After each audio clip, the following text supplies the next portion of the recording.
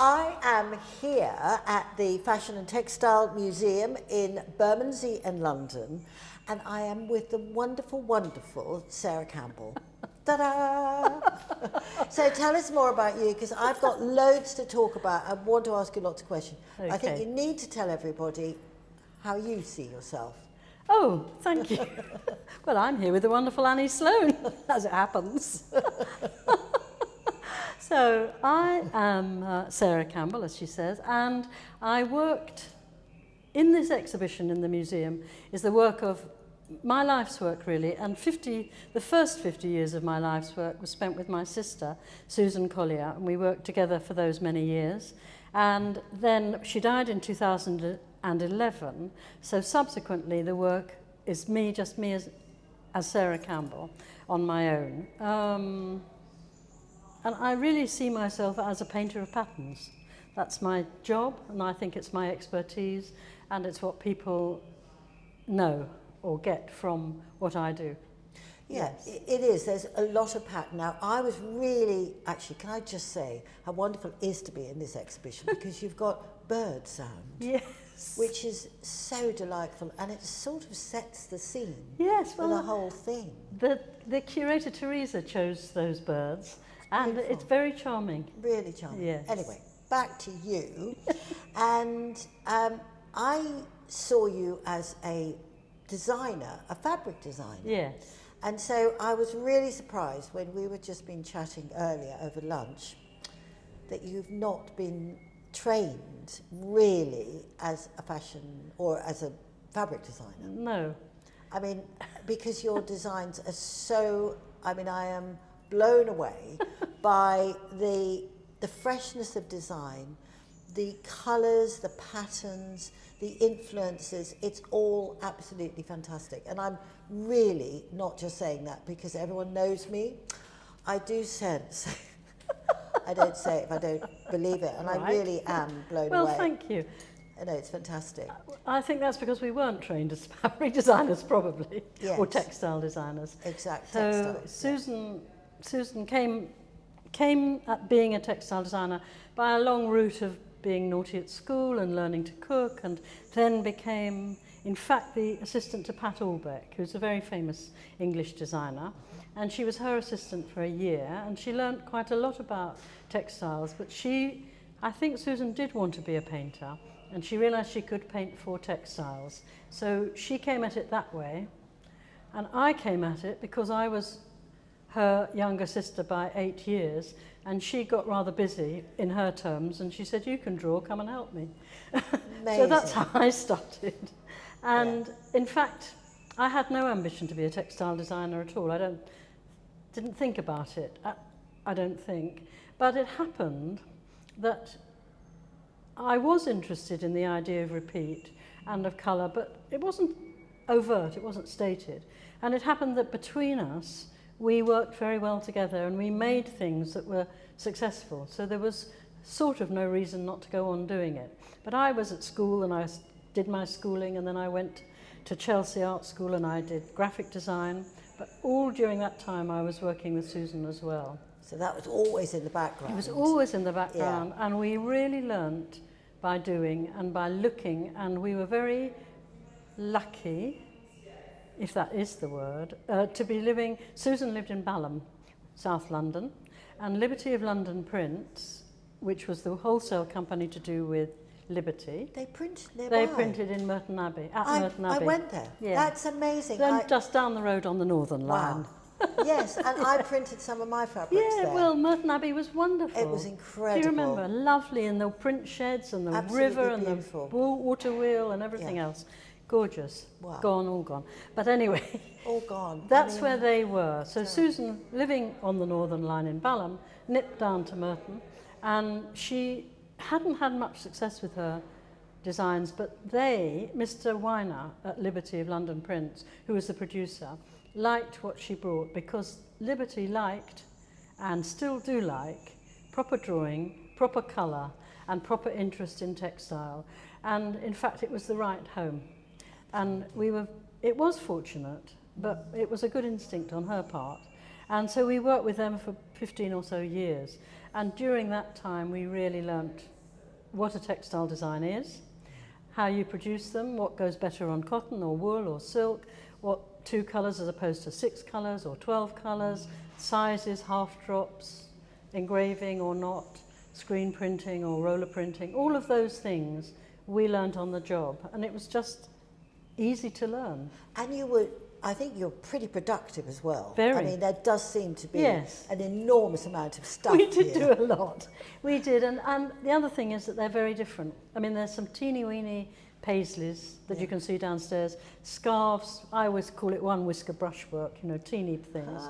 And then there are those big, lovely gestural paintings. Yes. And Liberty were open to all that, to their credit, and to our good fortune. Yes. And so we really could learn a great deal, and did. Yeah, it is very clear from it that you were doing lots of different things. The fact that they allowed you, they weren't going, no, you have to produce this thing. We were jobbing designers. It was brilliant. And that was the job. And then Susan became the design and colour consultant after Bernard Neville left. So she had a lot to say about what we were doing and what the ranges were. I mean, with their producers. But it was, I think all our working relationships have been conversational. Yes. You know, that we've shared the thoughts and what we'd like to do. We've never, for instance, run an open portfolio. We've always, our work's come out of conversations, I think you'd say.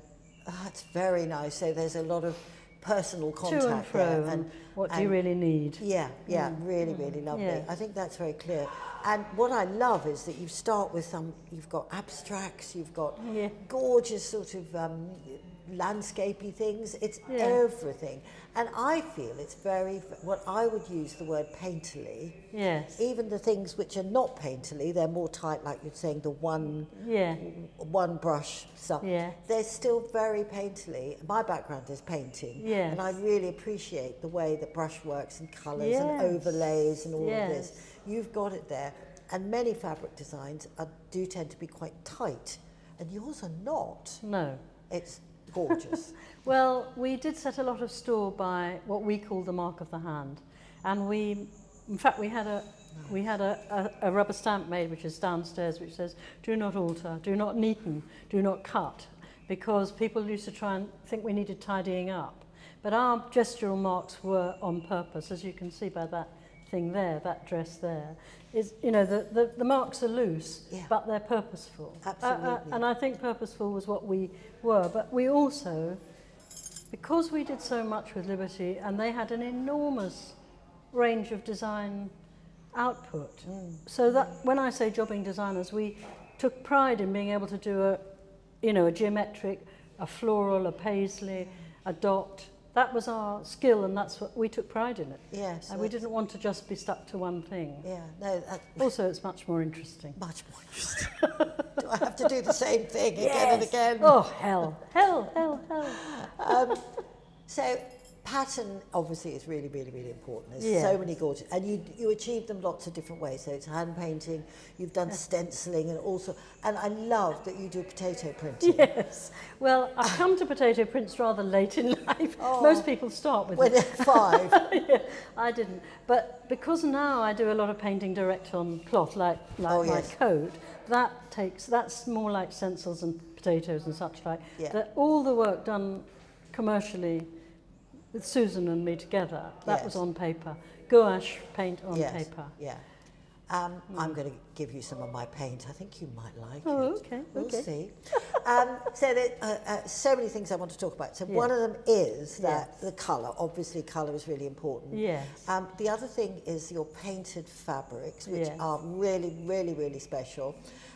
Because you can paint using, I do painted furniture, of course I do, but I also do painted fabrics.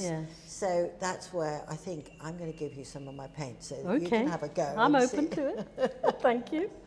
A pleasure. But yes, so one thing, I'd always thought that it was the double duvet or the fabrics, the furnishings, and I was, when I was probably in the 80s, I remember Yeah. your fabric was just ubiquitous. Yes, It was everywhere. yes, yes. But you've since gone on and done lots of other things with sort of West Elm and Yes, loads of other American yes, companies. Yes, lots of, well, we did a lot of bedding in America and wallpaper and furnishing fabrics in the 80s and 90s, a lot. And who would they all be with? What sort of Well, people? we started with Martex, the bedding, started with Martex, the art of making a bed, as they like to say. Oh. It was a very, it was a rich time. I mean, both in design and there was money around. And the big mills were all competing with each other. And of course, they were all weaving in the southern states, and that was where the industry was. The industry changed enormously in America. And the mills changed, and they sort of gobbled each other up. And there were all those junk bonds and things. But we worked for Martex first, and then for J.P. Stevens and for Springs Mills, doing bedding of various sorts. And there are a lot of beds in America. So if you're earning royalty, it's a good business. And we did very well in America. Fantastic. And with things that were successful, we tended to develop into a furnishing fabric. So we worked with P. Kaufman a great deal on furnishing fabrics. Brilliant. And then Imperial wool coverings for wallpaper. So we had a big market in America, and it was lovely. And in fact, American visitors come sometimes and they say, I slept in those sheets, and I think, how Isn't that lovely. great? Yes, Isn't how that lovely. Yeah, really, really good. Yeah, well, as walking around here, we met a couple Yes, of Americans who are here and well, it's loving your it's work. gratifying. It's Yeah. lovely. Oh, I know. It is I think lovely. recognition Yeah. is absolutely... It's key, and acknowledgement. Yeah. Yes, yeah. because, as you know, anybody inventing or being creative, every mark is, well, it's a moment of optimism, but it's an enormous risk. You're taking risks all the time, and it's lovely when something comes back as good. Yeah, well, or is acknowledged anyway. Yeah, exactly. It's no, lovely. It is. I mean, the money is important, but actually, acknowledgement is fantastic. Well, business is hard, and making money is hard. Yes. But if it works, it's gorgeous. It is amazing, Yes, yeah. it's lovely. So, you're printing and making stuff all over the world with various people, which is all absolutely fantastic. The other thing is that we haven't talked about is colour. Yes. So I think I keep seeing things and going, that's the sort of colour I would use. You don't always, I mean, no. we're different, but there is a lot of stuff that I really, really resonates with me. It's fabulous. Yes. And now you've gone on, and now the big thing you're doing is painting fabric. Yes, that's one of the big things. Into, often into clothes, on clothes. Sometimes it's clothes I've had made, like the coat. Oh, yeah, Sometimes this it's is things wonderful. that somebody's got a jacket and wants it painted. Sometimes it's things that people want to make and they send me a half-made item and saying, I'm going to do this, could you paint this? Wow. That's a nice thing to do. So there's all ways of doing it. Beautiful. I'm open to it all, actually. Yeah. I like a bit of a challenge. I think that's what I'm finding so great about what you do, is that you're like, throw it at me, I'll do anything. Yes, I'll do it, I'll try it. And I think that's really, it's a positive way to live, it's fabulous. Well, I feel fortunate that I can. Yeah. I still can, and that I have done for so long, and it's still a doable thing. Yeah, I'm lucky. So this jacket is sort of, I think we could probably show a photograph of it, or do you stand up? Shall I? Can you demonstrate Okay, it? well, it is quite a strange item. It's a true. sort of Japanese. It's a sort of Japanesey something with some pockets here, and when it's flat on the table, which was a foxing to you, the pockets are at an angle, but when it hangs, they hang straight. But it's also a rectangle. Yes, it's a very big rectangle. Very long rectangle. A front and a back. Oh, I love that. And then you have painted it. Yes. Beautifully. Thank you. With just, not with my paints, No, sorry. But your Next paints, time. do they wash? Can you iron them to set and wash them? You can't wash them too many times. How many times do you wash that? Not as little as possible. Exactly. I only painted it the other day. Exactly. I haven't washed it at all yet. Mine won't be as bright as that. No. Oh, I don't know. Anyway. Okay. We'll see. We'll see. What I love about it is that you do this sort of like, there's some flowers here, Yeah. that's all gorgeous, Yeah. and then you've done a sort of bit Yes. there which is completely Yeah, different. and these are flowers. And I there's think there's some flowers here. flowers Yes, there. it's a mixie. So I love the fact that it's a mixie. Yes, it's a mixie.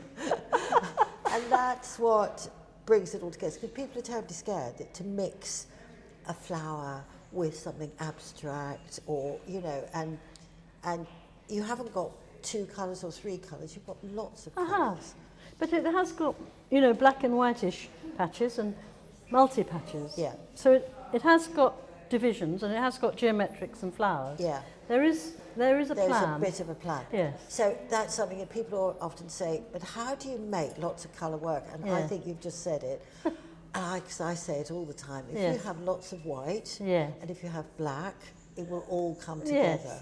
Yes. That's my plan. Anyway. Well, that's a plan, and I often have plans of that sort. Yeah. And I have little rules about how patterns work and how they have to repeat this or that, even if they're hand painted, so they're not in an accurate repeat. They have a repetition, so that if you're a looker looking at it, you're not necessarily conscious of the repetition, but the repetition gives you that lovely sense of a pattern. Yes. And a pattern is about repetition and harmony.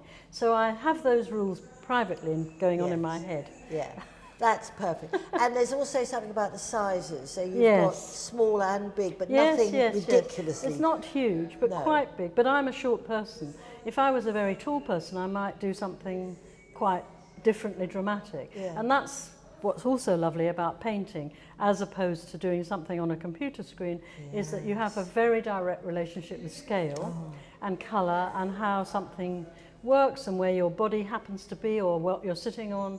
And that, to me, is very essential. Oh, I totally agree. Yeah. I think doing it on, I don't understand how you do it, because then you do it there and it all looks great. Then you do it on, it doesn't work anymore. So, yeah, I think that's so important. And I think we're all very au fait, really, with our bodies and what works on our bodies. I mean, whether we like it or not, we've got the bodies. So you might as well make the best of it. You do the best, yeah. Well, I think this is just wonderful. And at the exhibition, there's more over there. So I think we're going to show photographs of all of those yes, to show good. how gorgeous everything Lovely, is. thank you. When I first came into the exhibition, the first thing, which I think is a complete knockout, and I was amazed by, and I'm really envious of as well, is your amazing family. You have you said there's always, it looks rose-coloured from the outside, and there's always other things going on. Yes, definitely. Oh, sorry. Very definitely. But from my point of view, it looked incredibly, you had a creative background. Yes, I think that would be true to say, that it was creative in the sense that both my parents, my father was a scientist and my mother was an actress, so their work was very much dependent on their own interests and investigations and experiments. Brilliant. And in that particular science, the sciences and the arts are very close, because each of those things require a lot of concentration, and it also requires taking yourself quite seriously. And so they took, I suppose, if we were interested in those sorts of things, they took that seriously. That's fantastic. And I think that has stood me in good stead. And I'll say something which, the first thing you see is this dress. Yes. And that dress, it's the most beautiful dress. From the 40s, would you say? Or No, earlier? 1950. 1950. It was done in 50, yeah. And it's a hand-printed dress. Yes. I've never seen anything like it. Oh, yeah. I don't think I have. No. And it was individual. Yes, it was made for my mother by, we were quite a weird family in this small town, Hoddesdon. And the other weird family were artists and a photographer. Frank, the father, was a photographer.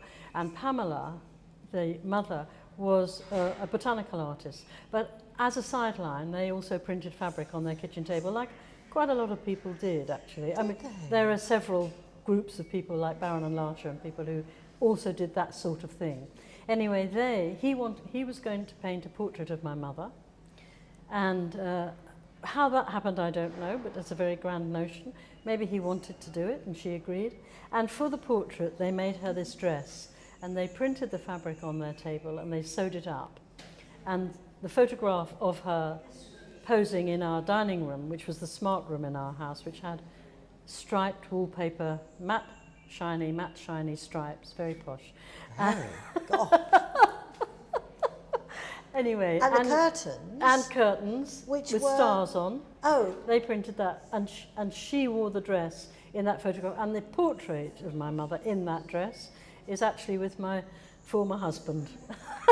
He's got his older mother-in-law. that's just amazing. It's perfect, really, isn't it? It is. It's a just gorgeous circular story. Yes. It's brilliant. And you've also Lucky got him. in that display some John Piper curtains. Yes. Well, when we moved to London, we lived in Hoddesdon, and my mother was had always been an actress from the word go, but they lived in Liverpool and Manchester before they came south, and because my father was an academic and worked in the universities there. And then when they came south, I think my mother wanted to pick up the acting again. And in fact, Hoddesdon, the town they chose, had two great advantages. One, it was near another town called Ware, which had a pharmaceutical industry where my father worked. And the other was, it was on the 715 bus route, and the 715 Green Line bus went straight to Portland Place and the BBC. Oh, So my mother would go to the BBC, and my father would go to Ware, and they were employed in perfect harmony, as long as they weren't together. okay. All right. That's... I don't know what was apropos of, I have no idea. No, but it's all brilliant. I love it. Well, there's always, things look rosy on the outside, but you know what.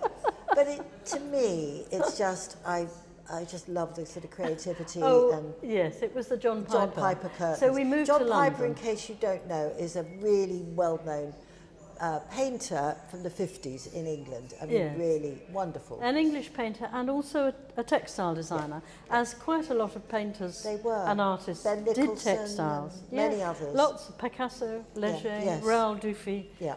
wonderful textiles by Really good. artists. Andy Yeah. Warhol. In fact, a few years ago there was a marvellous exhibition here called Artist Textiles, and it had those things in, including John Piper, and it was a beautiful Brilliant. exhibition. Yeah. Yeah. So textiles do have a place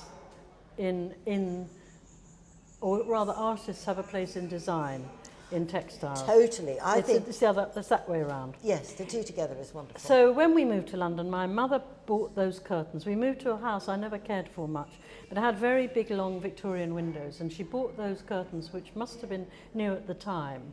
And I suppose it was daring, but she was artistic and knew a good thing when she saw it. So, and they were commercially produced, and Would it have been for heels or someone? no, I can't remember now. No, it doesn't There might matter. have been Sanderson's actually, but I used to look at them a lot, and I was never sure that I actually liked them, but I liked the idea that a painter had done them, and I was very fascinated by, I don't think consciously, but the repeat itself is a very simple idea. It's a thing, a half trot. With little with paintings, two heads. It's called foliate heads, that design. And there are two heads, and they're joined by little devices in the repeat. So I know that repeat very, very well. And I suppose I really did look at it quite hard and understood how it worked. And it is lovely to have, I've only got that rag, but it's nice to have the rag there. It's fantastic. I love it. Yes. Yeah, I really love it. So that's what you come into the exhibition, you see this, and Yes. immediately you feel this is something quite different. And there's lots of artwork as a child that you did. Yeah. But then, so how did you explain the rest of the exhibition? Because I think it's quite interesting. Well, thank you. I mean, Susan and I, just to sort of set a scene, because we never sold our work but licensed, we kept everything. And for a long time it was simply last week, last year, last month's work. And then suddenly it turned into what was our archive. It became an entity of its own, so to speak. And so I am now the keeper of an enormous archive, which is about 30,000 bits of paper at least, and records and fabric and stuff.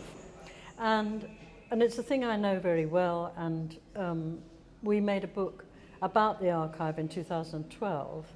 In fact, that lucky husband who's got the portrait of the ex-mother-in-law commissioned the book because he was a publisher. Oh. And it was a jolly good commission. But anyway, so Dennis, who is the chieftain at this museum, wrote me an email and said, I've got a question I'd like to ask you. And I thought, oh, what could that possibly be? And anyway, it turned out the question was, would you like to do an exhibition with us? Because we need some joy and we need some colour. And really, we think that you could bring that.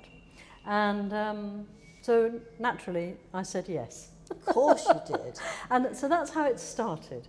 And he knew lots of things in the archive, but obviously not the detail. But he had a very strong feeling that the family setting, I mean, maybe because we were sisters, so obviously family was important. And he knew a little bit about the family. So the family the starting bit of the family, as you say, sort of set the scene of these two women who had no formal training in textiles, but had something or other that worked. And then until about 1979, Susan and I were a very loose partnership of women working together. During that time, we did all that Liberty work and stuff for Habitat and special offers and all sorts of things, and learnt a great deal about the business. And some of your most iconic work is there as well, those years. Yes, certainly, that's true. Yeah. And then in 79 we decided to make a limited company, which was called Collier Campbell. And so the main gallery of the exhibition is about Collier Campbell. And I thought that a chronology, would be a bit dull. I thought the thing that we've been so lucky to be able to do is to follow themes of things that we love through our whole careers up until from day one. In fact, pre-day one, because my school book about newts is in the exhibition, and I still paint newts on designs. From day 0 to day 1,000,000, or whatever it is. And I thought those themes are so marvellous to follow. I've got newts in my house in France, my pond in France. So I'm now... Hooray! Yes, hooray for newts. Carry on, I'm sorry. Yes, I agree, hooray for newts. I love them. Gorgeous. Spotted and crested. Yes, indeed. Orange, orange bottom. Yes, and printed. Orange, yeah. So we thought about the themes I thought about the themes that I felt that had been uppermost in our careers. And I hit on 7 themes. And shall I describe the themes? Please. So the theme that was first in my mind was what I call the staples, or the peas, beans and lentils of designs, which are the stripes, the dots and the checks. Yes. And those are sort of the basics that you find everywhere, some version of. Yes. And so, in fact, that was theme 1, and theme 2 was geometrics, which led on from those, and abstracts. And I suppose the third one was what we call world journeys, which is based on a lot of ethnic and, what would you say, traditional and folk and all of that sort of painting, and embroideries and knitting maybe, and weaving, those sorts of things that we looked at and collected. But we didn't really go seeking outside these shores, but we collected them. And then there are the other themes, which are still lives, birds and animals, landscapes and leaves and florals. So I think that's 7. Is it? Absolutely right. You've done that's it. good. Yeah, thank goodness. So looking at those, when you come to the exhibition, you can see that those interests and themes we followed right through in all sorts of different ways. There's 2 million ways to paint a leaf. Yes. And, I've just done a few. Yes. So true. It is so, true. And that, for me, that was a lovely thing to be able to do. And the museum, when they came to see the archive, saw the very, very big paintings, that are paintings in repeat, and they thought actually people won't have seen anything like this, really. And so they suggested we must frame these big paintings. I think that's fantastic. Which they did, which looked gorgeous. Wonderful. And so they were the banners, in a way, of the themes. And then I chose the colour to go behind those big paintings. So each one has its own little bit of scenery, and in front of it has all its friends and relations, Awesome. aunties and uncles and all the rest of them, clamouring Yeah. and saying, look at me, Look at me. It's I'm gorgeous, important too. Yeah. Well, they do. It all tells the story of how this came to that. Yes, And yes. And it goes work round together. and round, and Yeah. I'm still painting all those things now. Brilliant. You know, still want to do that. So you go through all the exhibition, which is absolutely fantastic. I really love it. And we should also mention, before I get on to the final bit, Yes. is the way that you painted the walls, which I love. Yes. Because you've got a strip of a sort of earthy brown, Yeah. you've got a strip of yellow and a strip of white, and between them you've got your sort of The wiggle. your wiggle. Yes, I Your call wiggle. it a lyric stripe. Oh. I like to call it the lyric stripe, but that's a bit fancy. It is a wiggle, frankly. But it's a wiggle which obviously allows the colours to have a relationship. Yes. Neither one is more important than the other Yes. because it goes in and out like that. I think that's really nice, because if it's a solid stripe, it's quite... Yes, Whereas so this it just has a gives it a stripe warmth. one side and then that little yeah. interplay between the colours. Really, So that's rather important. really beautiful. Yeah, thank you. No, I love these sort of details, what makes the whole thing Yes. exciting and interesting, like the bird sound. I mean, Yes, it's exquisite. they are details that's true that they make it, but they're things people might not know or notice. Yes, they may not even, they might leave Register, it, they but may it not all register. just goes in there. Yeah. So you go through, you see all these different fabrics, etc., and the clothes, which are really fantastic, because there were clothes, and I hadn't Yes. realised about, you did so many beautiful clothes. Yes, we did some, yes. And we didn't think of them as fashion, we really did think of them as clothes. Yes. Because we had an ordinary person in sight who could buy them and wear them, so a wraparound skirt that would fit quite a lot of different sizes Very and that sort nice. of thing, and quite loose with a belt or whatever. Yeah. And a lot of them were, well, apart from our long relationship with Jaeger, which of course they were the stylists of the clothes and we provided the fabric in their colours per season. We sold them the fabric to our designs for them. But a lot of the things were special offers through magazine. So it was a very wide audience that wanted to buy them.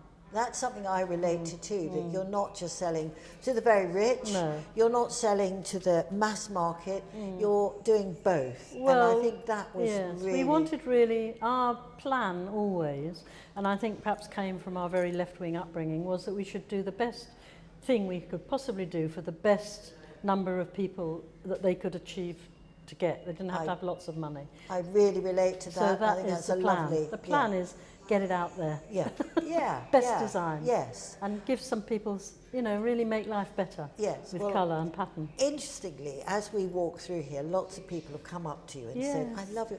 And lots of them have used one word, which is joy. Oh, good. And I just think that's great. Actually, they use that for me as well. So That's there. good. Right, well, we're in accord there. But we are, and I think that's really... How nice.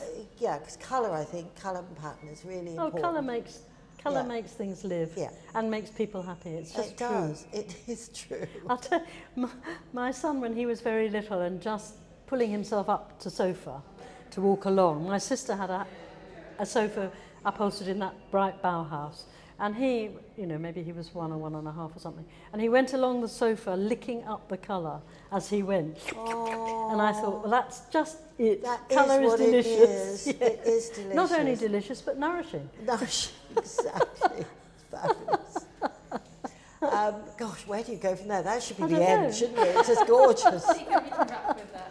Well, shall we? But I wanted to finish on, Oh, yes. when you leave the exhibition, the last thing you see are all these amazing banners and clothes Yeah. and coats and Oh, things right, that you're yes. making.